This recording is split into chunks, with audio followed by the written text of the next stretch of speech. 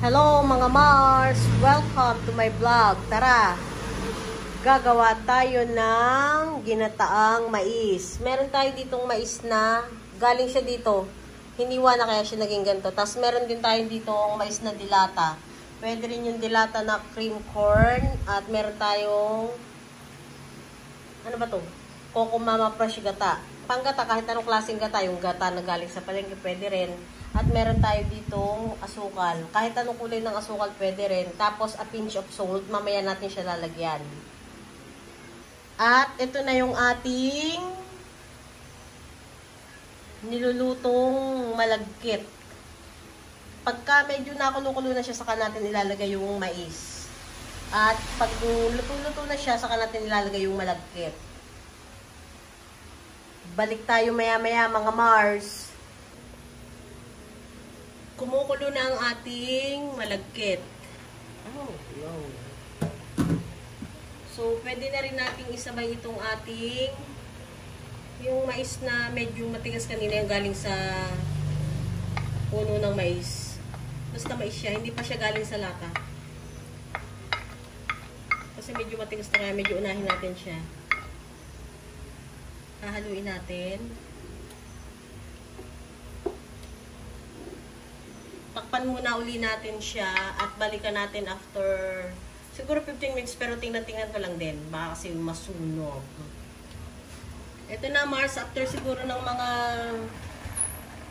8 minutes, parang ganun. Medyo malambot na yung ating ginagawang malagkit at mais. So, ilagay ko na itong ating isang sweet, ano to? Sweet whole corn kernel. Nimix ko siya yung nasa lata at saka yung ano.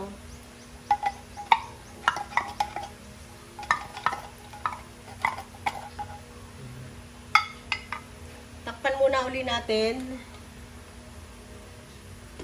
Balikan natin ng mga 3 minutes kasi medyo nakulo-kulo naman na siya eh. Nakulo na siya, so buksan natin at pahaluin ko.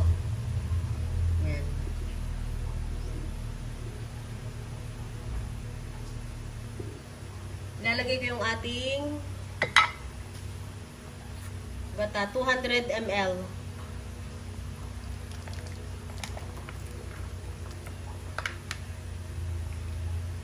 At lagyan din natin ng asukal.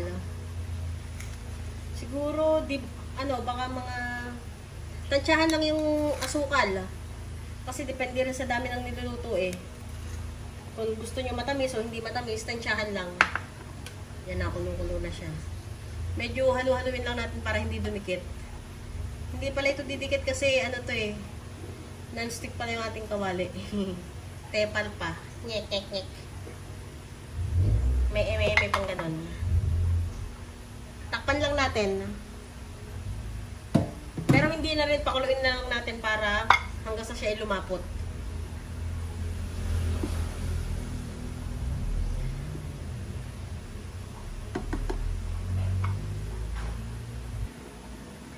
Mga Mars, nakulo na siya, medyo malapot-lapot na siya at maya-maya ilagay natin yung ating pangalawang gata.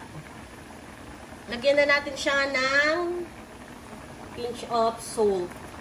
Either salt, rock salt, para mas lalo siyang, yung tamis niya lalong ma-enhance. So, haluin lang natin mga Mars, unti-unting halo. Yan. Feeling ko kasi medyo matigas-tigas pa ng konti yung yung unang mais na inilagay natin. Kaya, kailangan ulit takpan muna natin at balikan natin after 5 minutes.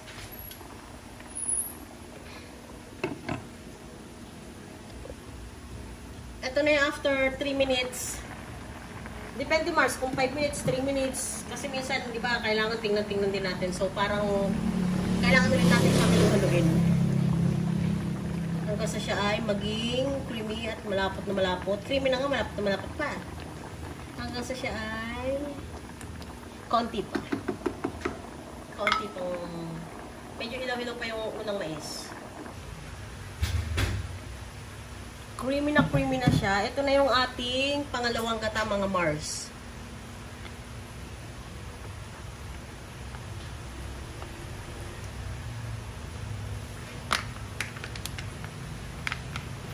Bali, ang gata na nailagay natin ay 400 ml. Wow!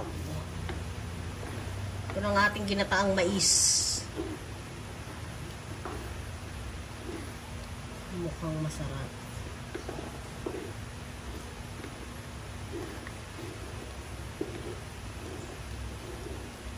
Natikman ko na rin siya. Okay naman yung kanyang tamis sa akin. So, unting kulo na lang siguro, baka 2 minuto. Yan, nakulo-kulo na ngayon siya. So, ready to serve na ang ating ginataang mais.